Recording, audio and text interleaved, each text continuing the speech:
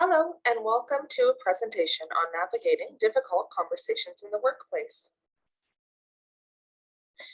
My name is Katie Reimer-Dewalt, and I'm a registered provisional psychologist practicing out of Ponoka, Alberta. At the end of this presentation, I will include my contact information in case you would like to get a hold of me regarding this topic or others. I would like to begin with a land acknowledgement, which has been adapted from the College of Alberta Psychologists website. Responding to the Truth and Reconciliation Commission's call to action, it is with respect and in the spirit of reconciliation and truth, the Ought and Die Psychological Group honors and acknowledges that here in Alberta, Treaties 4, 6, 7, 8, and 10, as well as many unsigned treaties, are the traditional and ancestral territory of many diverse Indigenous peoples. Namely, they are the Kainai, Piikani, Siksika, Cree, Dene, Saulteaux, Nakota Sioux, Stoney Nakoda, Tsuut'ina Nation, Inuit, and Métis Nation. We acknowledge and give thanks to the many First Nations, Métis Nations, and Inuit peoples who have lived on and cared for these lands for generations, and the many others whose histories, languages, and cultures continue to influence our vibrant community. We are dedicated to ensuring the spirit of all treaties are honored and respected. We make this acknowledgement as an act of reconciliation and gratitude to those whose territory we reside on or are visiting. Okay, a little interview overview of our information for today. So we're going to talk a little bit about why some conversations are so difficult to have, so some of the factors playing into that. We'll talk about how recent world events have changed some of the conversations and made them a little bit more difficult. We're going to talk about the added issues with the digital world and tough conversations, as well as social media, some common communication traps that we fall into. We'll talk in depth about defensiveness and how we fall into defensiveness and how we can get out of it. How we communicate to preserve relationships will be the last part we talk about, as well as boundaries and how to set those in a professional setting. So what makes a conversation difficult? So one of the things that may make a conversation difficult for us is when we have to do something that we feel doesn't align with our values, or have to say something we feel doesn't align with our values. So a good example of this is during times of layoffs, when managers might have to lay someone off, even though they don't feel like this is right or this is just or fair. So that can be difficult. A lot of uncertainty around difficult conversations. So a lot of what ifs, a lot of gray area. We're not sure what's going to happen. The power imbalance, so trying to navigate that. The person we're talking to might have more power in the organization than we do, or vice versa. Sometimes we've had similar conversations in the past, which can color the way that we view the conversation that we're currently having.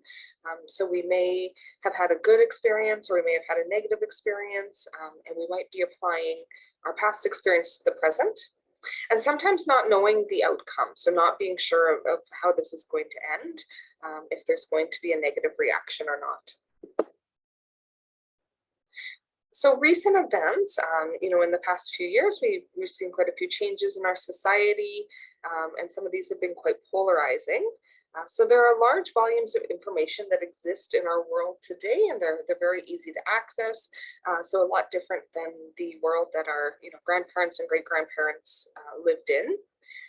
This has created a bit of has lent to what we call a confirmation bias. So confirmation bias is that we all hold our opinions and beliefs and values, and we believe in those things, obviously, and we tend to seek out information that supports these, right? So instead of looking at kind of both sides of the coin, we tend to look at one or the other, the side that we support, and we try to find information that leads us to believe in that.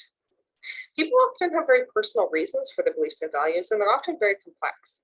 We integrate our past experiences with current events. So again, we might have had an experience in the past, maybe with a group or a sector of society or a business, and we carry that into the current feelings that we have. Our opinions are often tied to these values, beliefs, and life experiences, and we really can't change someone's opinion, regardless of the information we try to provide. So we've probably all had that that experience where we're trying to change someone's mind on a topic and we simply can't, because that opinion and belief is part of who we are. People need a sense of power and control in their lives. So that can also make difficult conversations more difficult and can lead definitely to some problems in communication. So social media, has it contributed to our disagreements? You can be the judge of this, but research has shown that the average person can maintain meaningful social contact with about 150 people at one time. So that seems like a lot, but when we really break down, the structure of our day and the people around us, there's the people in your household, your neighbors when you leave the house in the morning, the people you interact with at your favorite coffee shop or when you stop at the gas station. Then you get to work, there's all of those people, including, customers and colleagues and everybody that you see at that time. And then on top of that, if you have children and they're in sports and school and, their friends' parents, as well as, your friends and family and their extended people. So it adds up fairly quickly. However, social media really is a bit of an anomaly because it puts us easily in touch with thousands of people at a time. So we really can't manage good social contact with all of these people at one time. If you think of even the people you're close with or you see daily, you're bound to have arguments with them at times. So if we multiply that by tens or hundreds, suddenly we're having arguments more frequently. We also are more likely to misinterpret information that we read versus information that's spoken. So different parts of our brain process information differently. When we take in information, process it, and then speak it out loud, we process it through multiple parts of our brain and we're more likely to see it in different ways. However, when we read something, we're really only seeing one side, right? We're kind of seeing as a flat, one-dimensional type thing. We don't get as much feedback from it. We may also be genetically predisposed to fight. So there's some research around this that says that humans were, kind of made to fight other groups or to have some disagreement. In today's society, we've kind of channeled that more into things like, sports or political debates or watching violent movies, things like that. But social media and the internet have kind of given us a different platform for what this might look like, and it seems like a safer place. However, disagreements on social media may transfer to the real world. So if you disagree with someone that you work with on social media, it's hard to not face that conversation in real life when you see each other face to face. Social media provides social reinforcement. So every time we get a like or a heart emoji or somebody shares what we believe or what we like as well, we're reinforced, right? So we say, yeah, they're the same as me. They like those things too. We feel like validated and vindicated. So there's different types of communication traps we might fall into. So first we'll talk about is what we call the four horsemen. So this was coined by the Gottman Institute. So it is a type of therapy, a type of theory that deals primarily with couples counseling, but of course we can apply most concepts in couples counseling to all social situations and relationships. So the first of the four horsemen is criticism. So these are verbal attacks on the person's character, personality. So, you're so lazy, you never do anything. I always do the dishes, those sorts of things.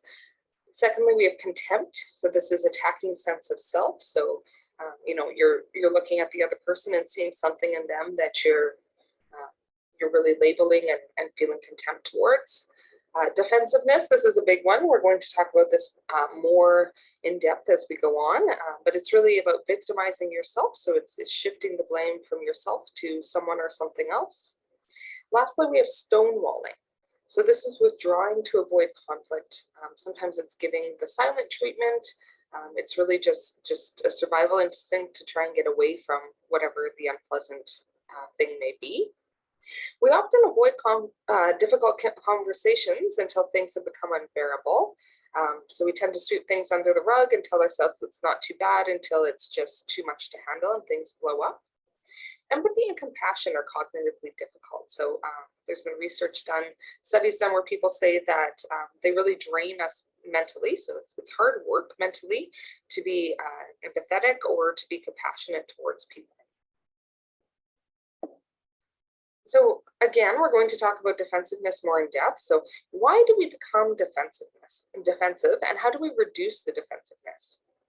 Defensiveness is a real instinctual psychological response. It protects us when we feel personally attacked. So when we're feeling attacked, it creates a stress or an anxiety response. And when anxiety and stress are triggered, what happens is a portion of our brain called the amygdala reacts because it is in charge of physical threats in our environment. So it's in charge of keeping us alive and protecting us from being attacked. So what happens is the amygdala activates, it deactivates parts of our brain that we use for conscious thinking and problem solving because we don't need those if we're being attacked. So it's very difficult to access those at the time. And it activates our fight, flight, and freeze response. So, our instinct is to fight, to run away, to hide. And that's often, when we get defensive, we get kind of that prickle of, I want to escape, right? I'm trying to escape this situation. So that's kind of what that is. So we do this by minimizing our own blame in the situation, deflecting blame elsewhere. So we say, nope, you remember it wrong. That's not really what happened. So it kind of plays into that. We feel automatic guilt, whether it's warranted or not. So someone might accuse you of something.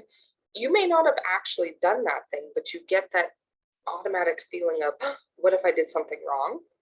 And our sense of self is being attacked. So we feel like we need to defend. We need to tell people that that's not right. That's not who I am. We become more defensive when we do not feel secure and trusting in the social situation.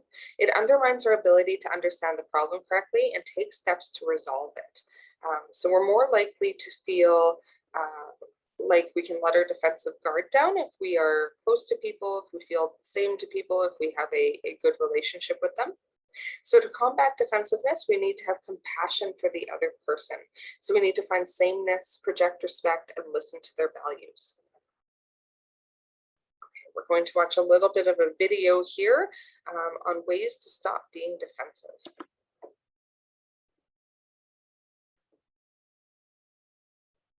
You know how you just get defensive sometimes, even though you didn't really mean to?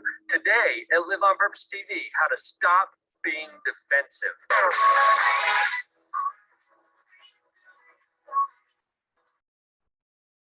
Don't be defensive. Don't be defensive. How you feeling? Is that weird? It's like if someone's attacking you, your natural response is defensiveness. You know what, folks? This is because of our brain. Here's the good news. Your brain loves you, doesn't want you to get hurt, doesn't want you to be under threat. So there are natural mechanisms built into our brain that cause us to have what we refer to collectively as the fight or flight response. Fight or flight response is simply there to help you stay safe. And it kicks in any time there is a threat. Now, the thing about your limbic system and the defensive response in your brain is that it does not discern between a threat that is real and a threat that is perceived. It's all the same thing to your brain. And so it kicks you into a chemical fight or flight response either way. Now, that's good to know. Here's another thing about the limbic system, that mechanism in your brain, because it can't discern between a threat that is real and a threat that is perceived. It's going to respond to either one. And when the limbic system is active, we've got brain scan studies that prove this. There's actually a decrease in blood flow to the prefrontal area of your brain. The frontal cortex is the part that is in charge of logic, problem solving, rational thought. So what it's doing is shutting down our thinker as it fires up our fight or flight response. That's important to know, especially if we're responding to threats that are perceived rather than real. I have a friend who likes to say that fear is false evidence appearing real. That's kind of a fun acronym for fear, F-E-A-R, false evidence appearing real. And a lot of things do.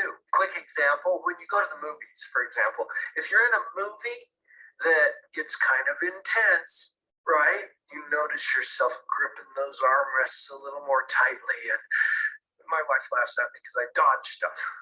And it's not even 3D, but my limbic system, that defensive mechanism in my brain is picking up on cues that cause me to react in those ways. So I think the first thing about not becoming defensive is to understand that your brain will naturally kick you into a defensive posture when it perceives a threat. Okay, so what are we going to do about this?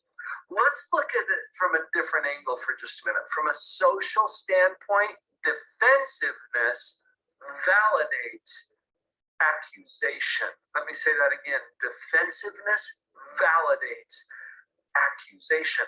What that means is if you become defensive, it actually validates in the mind of the person who's accusing you or threatening you that what they're accusing you of is actually true. It's fuzzy logic, you guys, but it works that way.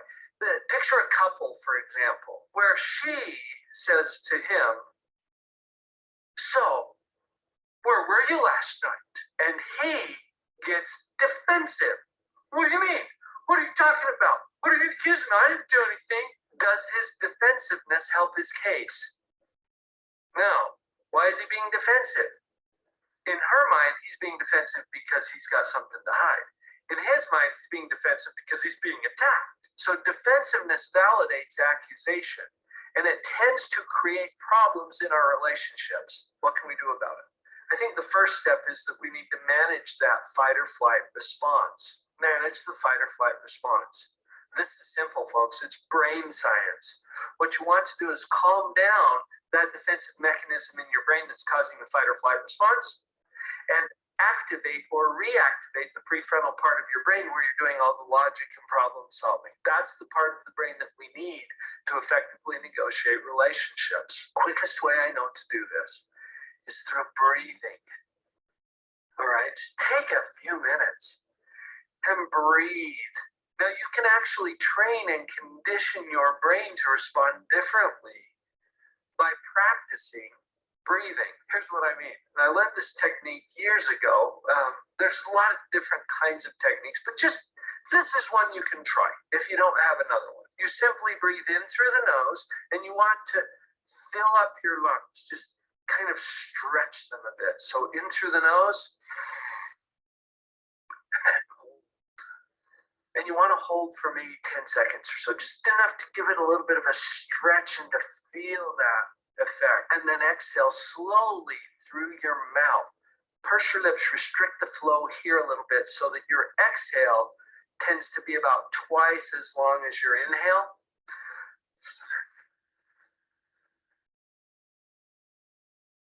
Nice and slow. And then push it out a little at the end, because usually you leave some of your lung capacity in there when you exhale.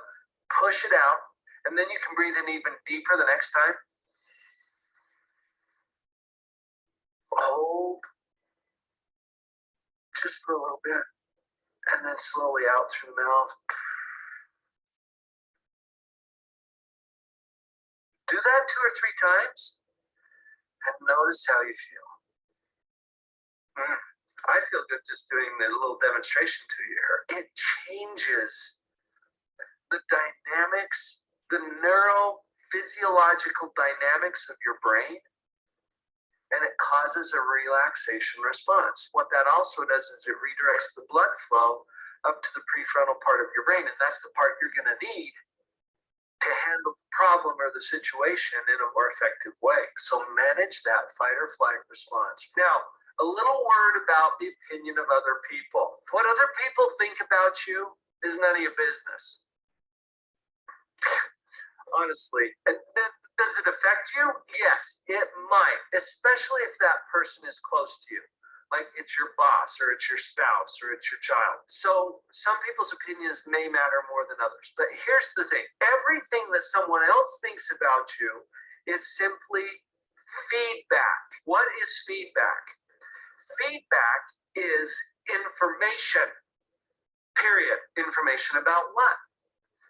Well, some of it might be about you, but most of it is about them. In other words, it's information about the person giving the feedback. Here's what I mean. What if someone comes up to me and says, Dr. Paul, you're an idiot. Okay, well, does that mean I am an idiot? Not necessarily. It is feedback. It is information. Information about what? Well, is it about me or is it about that person? Here's the most accurate way to interpret it. It means that that person experiences me as an idiot. Okay, now why is that important? Because it may or may not have anything to do with me.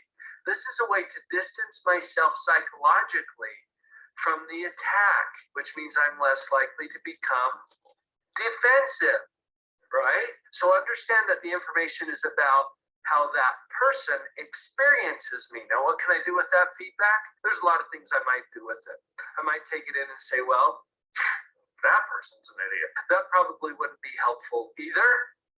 I might take it in and I might say, that person experiences me as an idiot. I don't know. I'll check. And then I go inside of myself and I start to look around a little bit. Now, I might just think, what is it in my behavior that has that person experiencing me as an idiot? See, this is called metacognition. It's thinking about our own thinking. So we don't just run off to the races with the fight or flight response. We take a moment to stop, calm our own defensive reaction so that we can actually start thinking about what's happening. And in the thinking about it, we might find a way that we can make an adjustment or do something that upgrades the situation so that I show up differently in my relationships. Feedback is information, and it's primarily information about the person giving the feedback. Take some time to calm your fight or flight response so that you don't have to show up as defensive. Defensiveness validates accusation. Watch out for it. So being defensive, we all do it. Hopefully you got some good ideas today from Live on Purpose TV. Stop being Okay.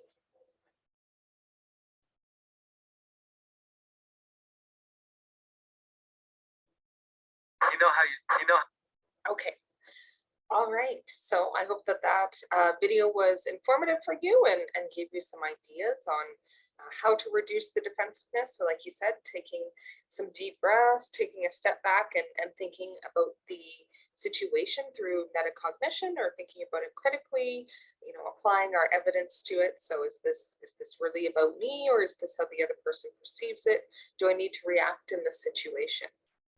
So some other things that we can do to communicate with others to preserve the relationship. So consciously practicing gratitude for the other person. So we may feel negatively towards the other person, especially if we're talking about some behavior that they have engaged in that we find less than desirable or has maybe been hurtful to us. So thinking about, what is that person brought to our lives that might be good, or what's something that they do that's helpful to us or to the organization.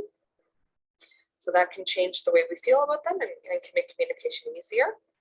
Striving to find sameness or common humanity. So research shows that we are more likely to feel compassion towards people when we see them as the same. When we can put ourselves in their shoes, we can have empathy for them, we can see ourselves making the same mistake. So try to take the perspective of the other person. So what other evidence is there? What else might be happening? So what are they thinking, feeling?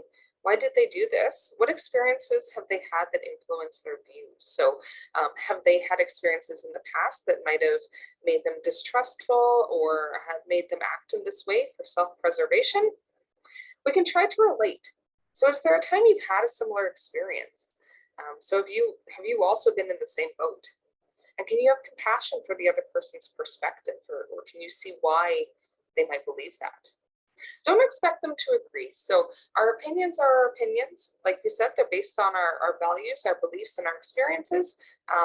And we're not going to change somebody's mind. So don't go in expecting them to agree. Focus on what you do agree on. So there's always something, right? It could be something small, but focusing on that, trying to find similarities. Are there things that the other person is doing that are commendable? So are there times when this problem doesn't exist? Are they exceptions to the rule? Are there times where they function in a way you want them to, or they're almost there, they're almost getting what it is you want them to be doing, right? So commending that, talking about that. Lastly, I'd like to talk about boundaries. So what are boundaries and how do we set them? So boundaries are simply limits that we set in regards to our relationships with others and what we're comfortable with. So they're the roadmap for telling people how they can treat us and what we will accept and what we won't. Boundaries are important because they let others know what our needs are and help reduce conflict. So I see this a lot with people.